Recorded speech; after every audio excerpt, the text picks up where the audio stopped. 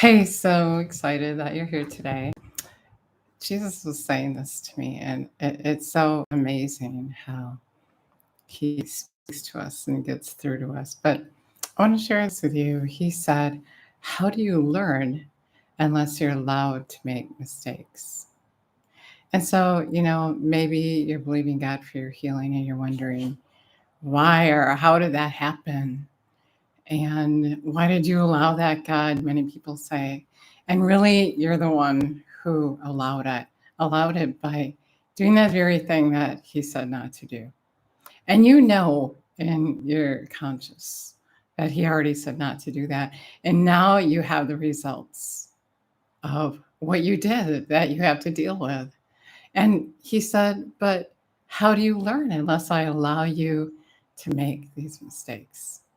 And so, for example, say that you know how to eat, but you didn't eat that way. Now you got sick. And now you have all these limitations to deal with. And now you need God to heal you. And He will. But the thing is, how would you learn to not eat that way if He didn't allow you to make that mistake, if you didn't get sick?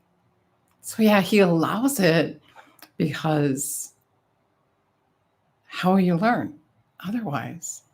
When you get healed this time, because you learned, you won't be eating wrong anymore, or you won't be doing that thing that you did. Whatever mistake that you made, He allowed you to make that mistake so that you would learn not to make it again.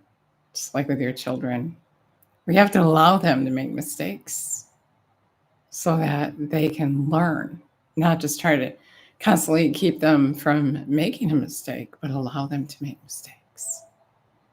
And God is allowing us to make mistakes so that we learn that we don't want to do that anymore.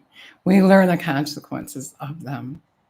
And by letting us learn that, we're also learning that eternal life is a choice. And you don't want to not make that choice. You don't want to make the mistake of not doing His will. And so when you're not doing His will here and now, you're learning that the same thing is true for when you don't do His will for eternal life. So in other words, you make a mistake, you reap the consequences of that mistake. And the same is for eternal life. If you don't do His will, you will not have everlasting life. And that's the word I have for you today. Thanks for listening.